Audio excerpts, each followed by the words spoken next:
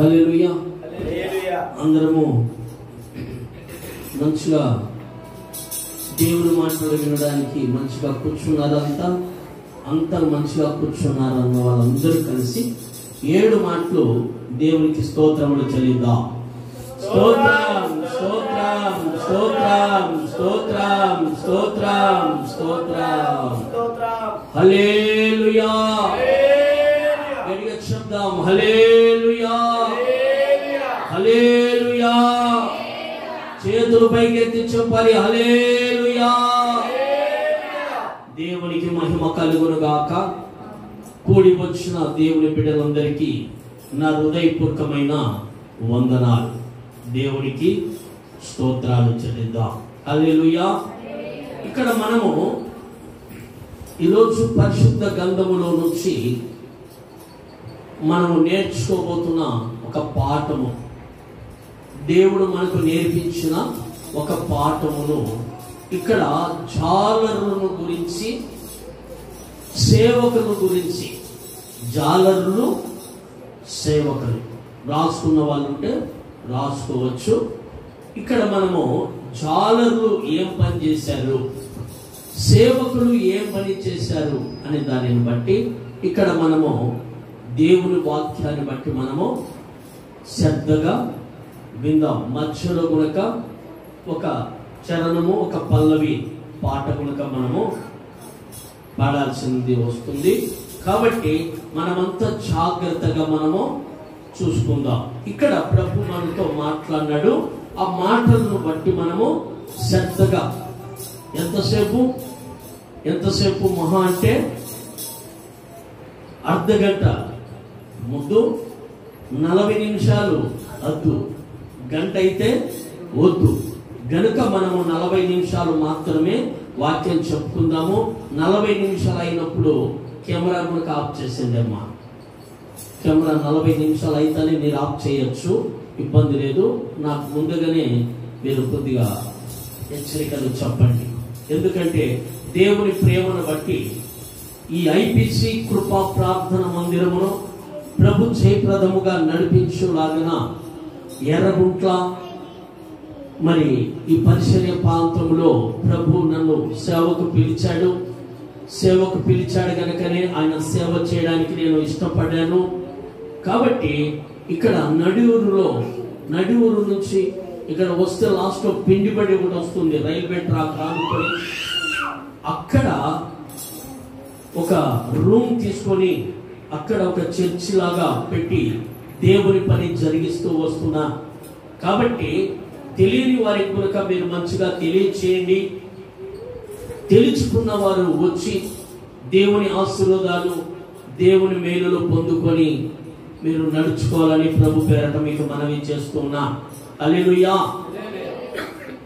కాబట్టి ఇక్కడ మనము లేఖనాల ద్వారా మనము నేర్చుకుందాం. మొదటిగా యోహాను రాసిన సువార్త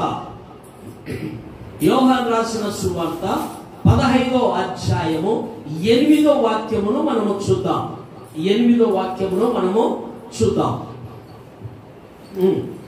చదవండి, చూద్దాం. మీరు బహుగా ఫలించుట వలన నా తండ్రి మహిమపరచబడును. చాలు, చిన్న ప్రార్థన, కళ్ళు మూసుకుందాం. మంచి దేవా, యేసు నామములో ప్రార్థిస్తున్నాను. చదువుబడిన లేఖనము నీది ప్రభువా. వివరించగలిగిన జ్ఞాన ఉపదేశముతో నన్ను నింపి, నీ ఆత్మ అభిషేకముతో నింపి బలపరిచి వాడుకొని సాయం చేయమని యేసయ్య శక్తి కలిగిన నామంలో ఈ ప్రార్థన నీ పాదాల చెంతన చేర్చి నాకు కృపనిచ్చి నడిపించులాగన దేవునికి మహిమ కలుగును గాక. హల్లెలూయా. ఇక్కడ చక్కగా దేవుడు ఒక మాట అంటున్నాడు. మీరు బహుగా ఫలించుట వలన నా తండ్రి మహిమపరచబడును. ఇందువలన మీరు నా శిష్యులగుటకు శిష్యులగుదురు. హల్లెలూయా. ఇక్కడ దేవుని వాక్యం మనకి ఏమని సెలవిస్తా ఉందంటే తండ్రి మహిమపరచబడాలంట. తండ్రి ఏ విధంగా మహిమపరచబడతాడు? మనము బహుగా ఫలించాలి. ఏ విషయంలో ఫలించాలి? లోకములో ఉన్న వాటిలో ఫలించడము కాదు. లోకంలో నేను అన్ని విషయాలలో బాగుంటానయ్యా, ఆరి తీరి నేను నడుచుకుంటాను, నేను మంచి పనులు బాటలు చేసామని మంచి కారు తోలుతాను, లేదు బైక్ తోలుతాను, లేదు ఫ్లైట్ తోలుతాను, నువ్వు ఎన్నైనా చేయొచ్చు. ఇవన్నీ మనకు ఇక్కడ అవసరం వచ్చినట్టే. పరలోకంలో అవన్నీ అవసరం ఉంటాయా? ఉండవు. పరలోకానికి ఏం అవసరము అంటే నువ్వు బహుగా ఫలించితే దేవుడు సంతోషపడతాడని దేవుని వాక్యం సెలవిస్తా ఉంది. దేవుని ప్రియ సంగమా, దేవుడు చెప్తున్న ఒక మాట, మీరు బహుగా ఫలించాలి అని. మనుషులు చాలా మంది కోరుకుంటా ఉంటారు. మనము ఫలిస్తా ఉంటే మన ఇరుగు పొరుగు వారికి అది ఎలా ఉంటుంది అంటే అసూయగా ఉండొచ్చు, అది కోపంగా మనల్ని చూడొచ్చు, మనల్ని ఇంకా ఇబ్బంది పెట్టే రకంగా కనుక కావచ్చు. ఎందుకంటే ఇది లోకానికి సంబంధించింది కాబట్టి ఈ లోకంలో అలాంటి విషయాలే ఉన్నాయి. అందుకోసమే ప్రభు ఏమన్నాడు అని అంటే, ప్రభు అన్న మాట, మీరు బహుగా ఫలించుట వలన నా తండ్రి మహిమపరచబడతాడు, తర్వాత మీరు నాకు శిష్యులగుదురు. ఈ రెండు మాటలు చెప్పాడు. ఈ రెండు మాటలు చెప్పి మనము బహుగా ఫలించాలంటే ఏ విషయంలో ఫలించాలి అంటే వాక్యము వినుటలో నువ్వు ఫలించాలి. మొట్టమొదటిగా నువ్వు ఎప్పుడైతే వాక్యమును వినుటలో ఫలించాలి, పాటలు పాడడంలో ఫలించాలి, ప్రార్థన చేయటంలో నువ్వు ఫలిస్తేనే ఆ ఫలితము దేవునికి ఇష్టము. నువ్వు ఫ్లైట్ తోలితేనేమి, నువ్వు బైక్ తోలితేనేమి, నువ్వు కారు తోలితేనేమి, ఇవన్నీ ప్రభుకు అవసరమా? లేదు. ప్రభుకు అవసరమైనవి ఈ మూడు ప్రాముఖ్యమైనవి ఉన్నాయి. ఆ మూడును మనము దూరం ఉంటాం వాటికి. మిగతా వాటి అన్ని దానికి ఏముంటాం? మనము దగ్గరగా ఉంటాం. గుర్తు పెట్టుకోండి. ఎవరైనా పాటలు పాడమంటే అమ్మో నాకు పాటలు రావయ్యా అంటారు. ప్రార్థన చేయండి అంటే అమ్మో మేము ప్రార్థన చేయలేము.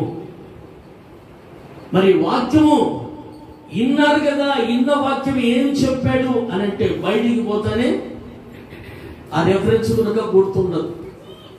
మొట్టమొదటి రెఫరెన్స్ ఏం చెప్పాడన్నా అది కనుక గుర్తుండదు. కాబట్టి ఇక్కడ దేవుడు అంటున్నాడు, ఏమంటున్నాడు అని అంటే, మీరు బహుగా ఫలించుట వలన నా తండ్రి మహిమపరచబడాలి. రెండోది ఏమంటున్నాడు? మీరు నాకు శిష్యులగుదురు. శిష్యులైనప్పుడు మనకు గురువు ఎక్కడుంటాడో, గురువు ఎక్కడుంటే శిష్యులు అక్కడ ఉంటారా లేదా? ఇప్పుడు ముఖ్యమంత్రి ఉన్నాడు, ముఖ్యమంత్రి ఆడున్నాడంటే అతనికి చాలా మందిని బాడీ గార్డ్స్ గా పెట్టుకుంటాడు కదా. ఆ బాడీ గార్డ్స్ పెట్టుకున్నవాడు ముఖ్యమంత్రి ఎక్కడ ఉంటే, ప్రధానమంత్రి ఎక్కడ ఉంటే అక్కడ ఈ బాడీ గార్డ్స్ అంతా అక్కడ ఉంటారు. మరి మన ప్రభు అలా కాదు. వాళ్ళు కొద్ది రోజులే, వాళ్ళు 5 సంవత్సరాలకు ఒకసారి ఎలక్షన్లు పెట్టచ్చు, మళ్ళీ వాళ్ళు మార్చబడతా ఉంటారు. మన ప్రభు అలా కాదు. మన ప్రభుకు మనం శిష్యులు అయినామనుకో, ఈ భూమి మీద ఎంత కాలం ఉంటామో ఎవరికి తెలియదు. ఈ భూమి మీద మనము వదిలిపెట్టిన తర్వాత ఎక్కడ ఉంటాము? గురువుతోనే ఉంటాం. మన గురువు ఎవరు? మన గురువు ఎవరు? యేసయ్య. ఆ గురువు దగ్గర మనం ఉండాలి. గురువు దగ్గర మనం ఉంటే గురువు మనకు నేర్పించే పాఠాలు ఎలా ఉంటాయి అని అంటే కొద్ది రోజులు ఉండి కొద్ది రోజులు మాయమైపోయేది కాదు. మన గురువు దగ్గర ఉన్న బోధ మన గురువు దగ్గర ఉన్న మాట, మన గురువు దగ్గర ఉన్న తీరు ఎలాంటిది అంటే నిన్ను పరిశుద్ధమైన బాటలో నడిపించేది ఆయన తీరి. చప్పట్లు కొడుతూ ప్రభునామని మహిమ పొందుదాం. చూద్దాం మరొక మాట, అక్కడ మరొక మాట చూద్దాం. అక్కడే మార్కు సువార్త రాండి, మార్కు సువార్త లేక రండి. మార్కు సువార్త 1వ అధ్యాయము చూద్దాం. 1:16 చూద్దాం. 1:16 మార్కు సువార్త 1:16. ఆయన గలిలయ సముద్ర తీరమున వెళ్ళుచుండగా సీమోను సహోదరుడకు ఆంద్రేయు సముద్రములో వల వేయుట చూచెను. వారు జాలరులు. చాలు. హల్లెలూయా. దేవుని బిడ్డలారా, దేవుని ప్రియ సంగమా, ఇక్కడ దేవుడు చెప్తున్న మాట ఏ విధంగా ఉంది అని అంటే, ప్రభు గలిలయ సముద్ర తీరమున నడుచుకుంటూ వెళ్తున్నాడు. అక్కడ వెళ్తున్న సమయంలో అక్కడ ఎవరున్నారు? 2 వ్యక్తులు ఉన్నారు.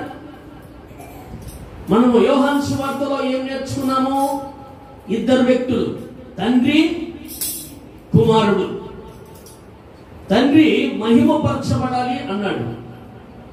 తండ్రి నీ ద్వారాగా మహిమపరచబడాలి అన్నాడు. తర్వాత మీరు నాకు శిష్యులు కావాలన్నాడు. ఇక్కడేమంటున్నాడు? గలిలయ సముద్ర తీరమున నడుచుకుంటూ వెళుతున్నప్పుడు అక్కడ జాలరులు ఉన్నారు. ఎంతమంది ఉన్నారు అక్కడ జాలరులు? 2 ఉన్నారు. ఎవరు? సీమోను సహోదరుడకు ఆంద్రయ. వీరిద్దరూ ఉన్నారు.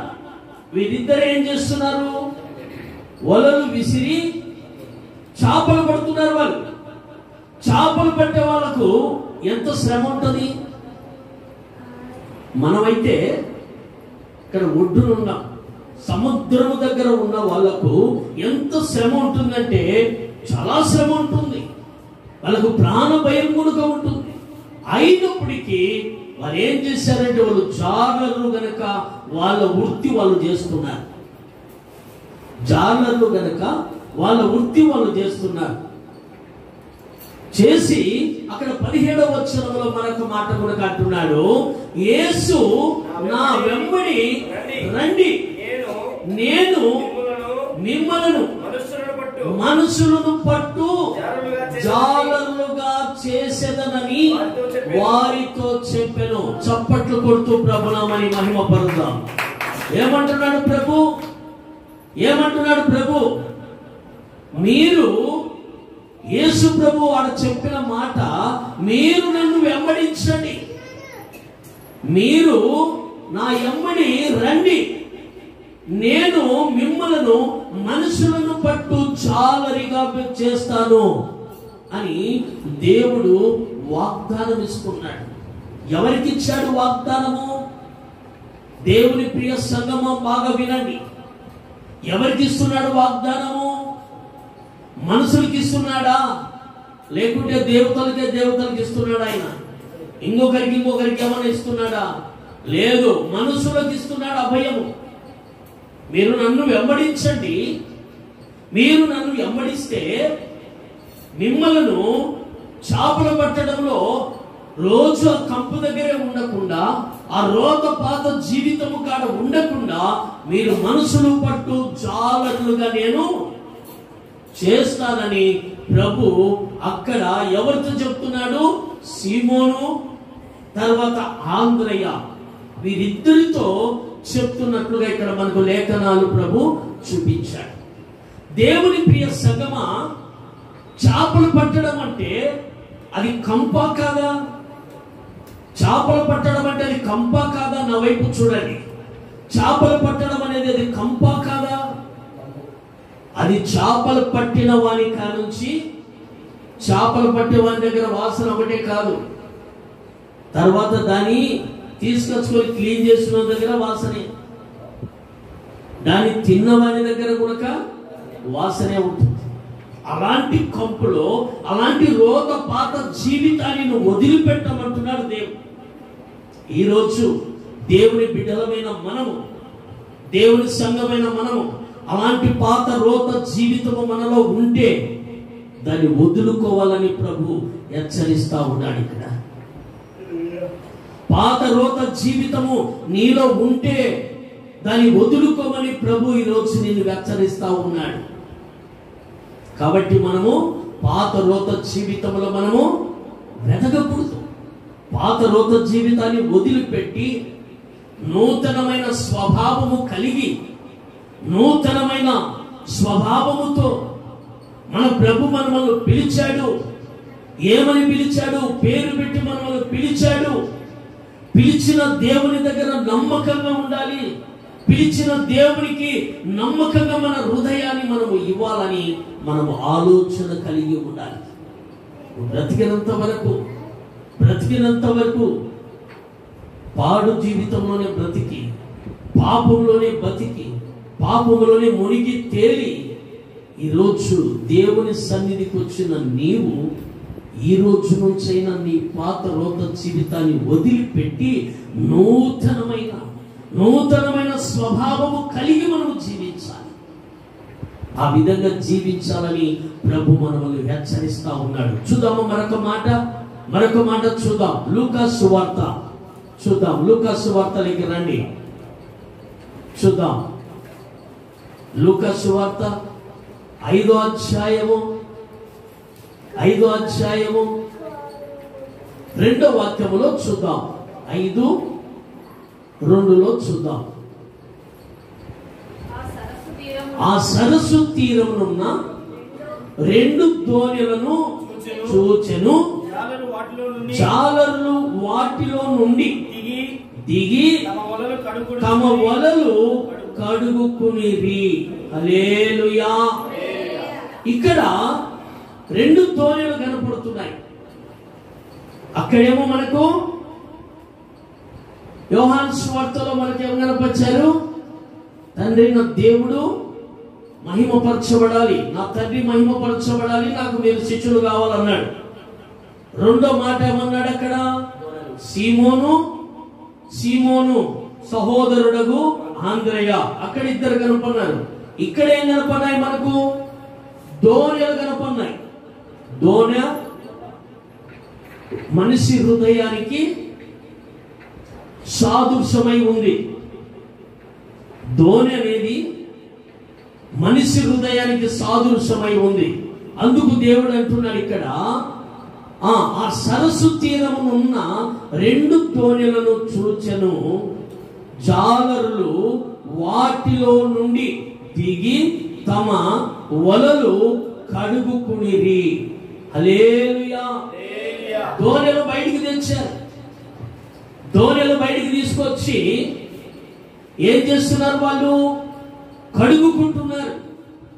అంటే ఒక చేప కనుక పడలేదు, ఒక చేప కనుక అక్కడ లేనందున అక్కడ ఏం చేస్తున్నారు అంటే కడుగుకుంటున్నారు.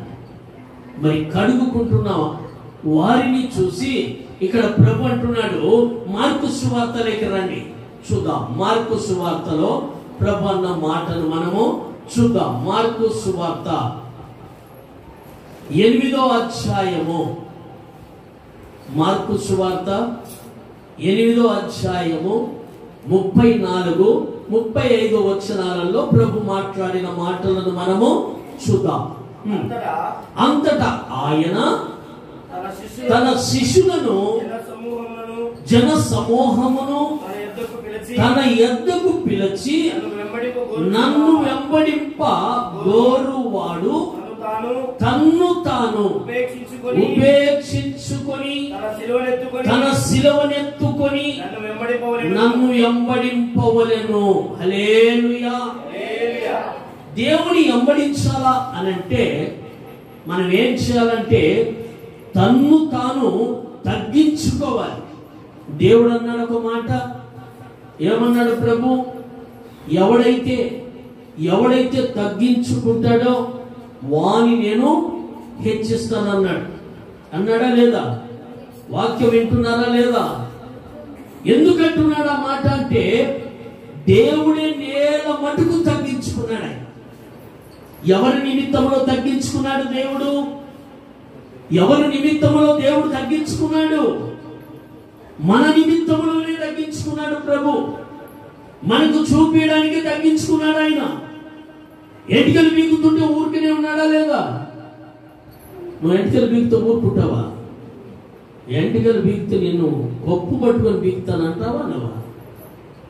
ఎంటికలు బీగిన వారికి, మకాను ఉమ్మేసిన వారికి, వెనక నుంచి తన్నిన వారికి, వెనక నుంచి గుద్దిన వారికి,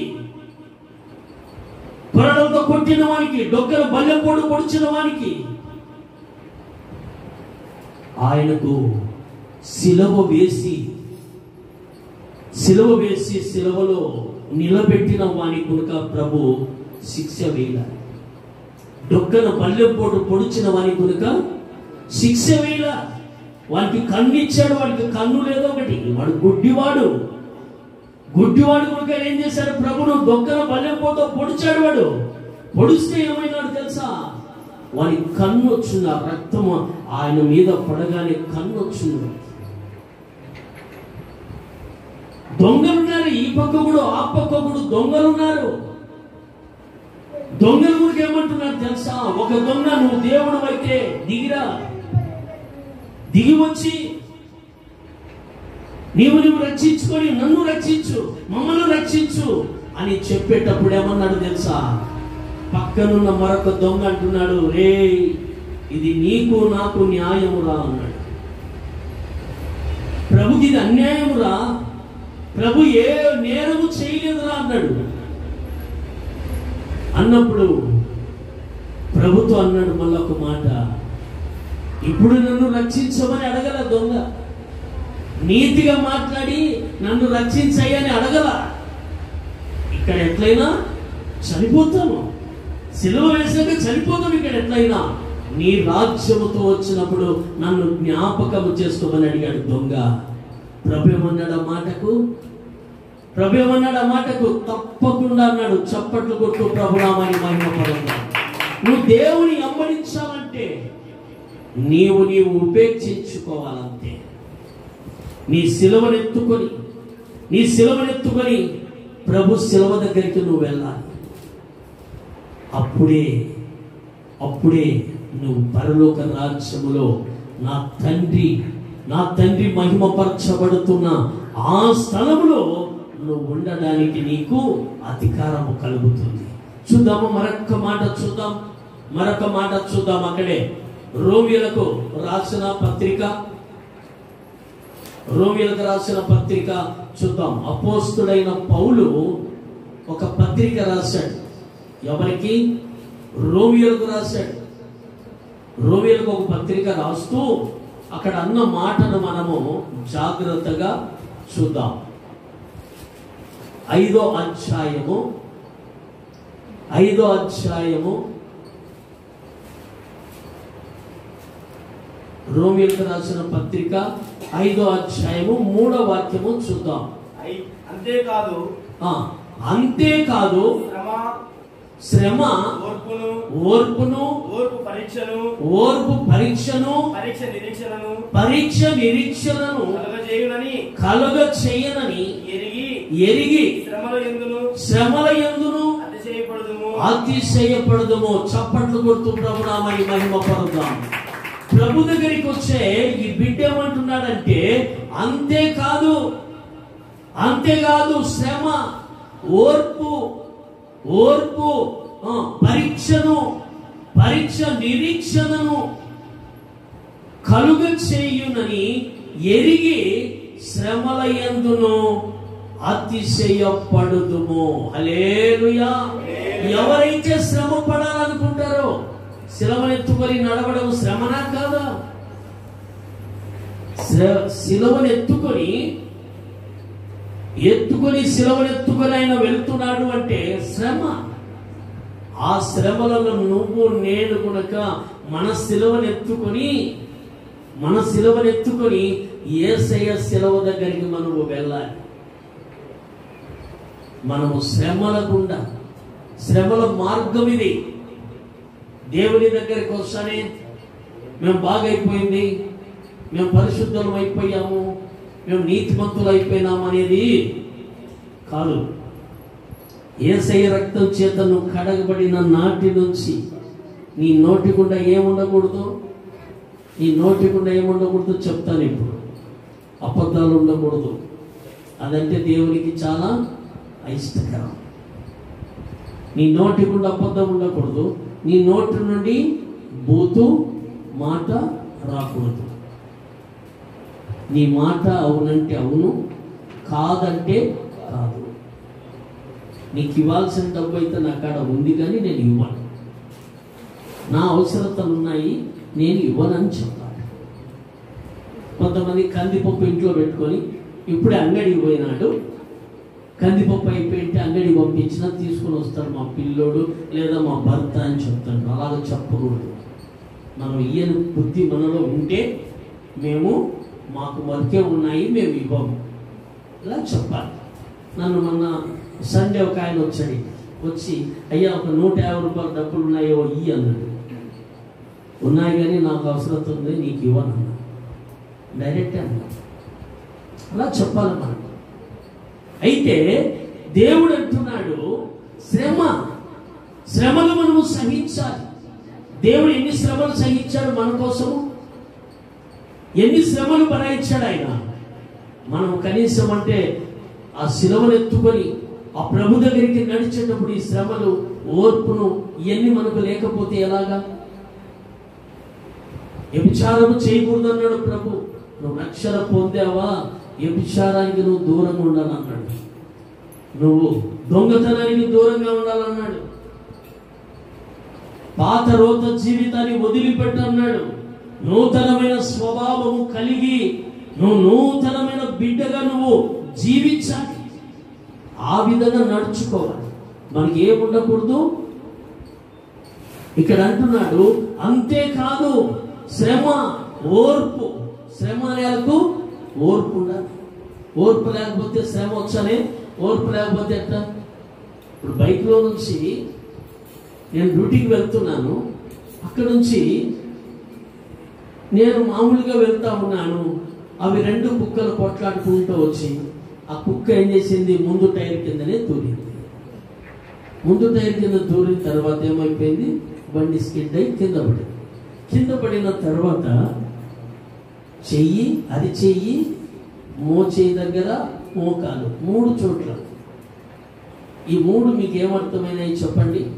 3 చోట్ల మాత్రమే, ఇంకా ఎక్కడ ఏ దెబ్బ కొనక లేదు, ఏ జీర్క లేదు. 3 చోట్ల ఒక పక్కనే, ఎడమ పక్కనే 3 చోట్ల జరిగింది. అరిచేయి దగ్గర జరిగింది. గట్టిగా చెప్పండి, కొనుక్కోవాకండి, చెప్పేది ఏదో గట్టిగా చెప్పండి. దానిని బట్టి మీకు వివరణ ఇస్తాను. Right, okay, thank you. అలాగ నేర్చుకోవాలి దేవుని మాటలు. అలాగ దేవుని మాటలు నేర్చుకోవాలి, వెంటనే చెప్పాలి. దేవుని వాక్యం వింటున్న మనము, దేవునితో కలిసి నడుచుకుంటున్న మనము శ్రమలు సహించాలి. ఆ శ్రమ వచ్చింది, నేను పాస్టర్ని కదా, నేను పాస్టర్ను, నాకు జరగకూడదు కదా, నేను కింద పడకూడదు కదా అంటే నేనేమన్నా పైనుంచి దిగొచ్చాను? నేను కూడా మనిషిని. అయితే వచ్చింది, కింద పడినాము. పడిన తర్వాత నేనే లేచాను. లేచినప్పుడు నేను నైట్ వచ్చి ప్రార్థన చేస్తున్నా, ప్రభువా ఎందుకు జరిగిందయ్యా ఇది? నేనేమైనా తప్పు చేశానా? నేనేమైనా పాపం చేశానా? నీకు అయిష్టకరమైన పని ఏదైనా చేశానేమో నాకు తెలియచేయి ప్రభువా. నేను దాన్ని ఒప్పుకొని వదిలిపెట్టుకొని సరి చేసుకుంటానని గుణలక్షణం ఉన్నాయి చాలా. నాకు ఒకటి ఏదైనా జరిగిందంటే, ఇంట్లో ఏదైనా జరిగిందంటే నాకు వెంటనే ప్రభు గుర్తు చేస్తే నేను దాన్ని వెంటనే ఏం చేస్తాను తెలుసా? దాన్ని ఖండించి దాన్ని తీసేసుకొని ప్రభుకి ఇష్టకరంగా మోకాలేసి ప్రార్థన చేస్తాను. ప్రార్థన చేస్తున్న సమయంలో ప్రభు అంటున్నాడు, నేను ఉండలేదా, చేయి పట్టి నేను లేపాను అన్నాడు. కుక్క అంటే మాంత్రికులకి గుర్తు, జాగ్రత్త. కుక్క, కోడి మాంత్రికుడు. కాబట్టి నీ చేయి పట్టి నేను లేపాను. వెనక కానీ ముందు కానీ ఏ వెహికల్ రాలే. నేను లేచి నిలబడి 10 నిమిషాలు ఒక్క బండి రాలే. 2 బైకులు తప్ప కార్లు కానీ, ఆటోలు కానీ, బస్సులు కానీ, లారీలు కానీ ఏ ఒక్కటి రాలే. వచ్చింటే నా పరిస్థితి అంత తీవ్రంగా ఉండాల్సింది. మీ మధ్యలో ఉండకపోదునేమో. అలాంటి సంఘటనలు కనుక ప్రభు తప్పిస్తాడు. తప్పించినప్పుడు మనం ఏమనుకోవాలా? నేను పాస్టర్ను కదా, నాకు జరగకూడదు కదా, యేసయ్య నాకు తోడుండి ఇది జరగకుండా కాపాడాలి కదా అని నేను అనుకుంటే ఎట్లా? శ్రమ, ఈ శ్రమల వలన మనకు ఒక పాఠం నేర్పించాడు ప్రభు. ఒక శ్రమ నీ దగ్గరికి వస్తుందంటే ఒక పాఠము నువ్వు నేర్చుకున్నట్లే, ఒక పాఠము నువ్వు నేర్చుకున్నట్లే. కాబట్టి పాఠము మనము నేర్చుకోవాలంటే దేవుని పరిశుద్ధ గ్రంథములో నేను పాఠము నేర్చుకుంటే పరలోక రాజ్యానికి నీవు చేరగలవు. ఒక పల్లవి, ఒక చరణము పాట పాడుతూ ప్రభునామని మహిమ పడుతాం.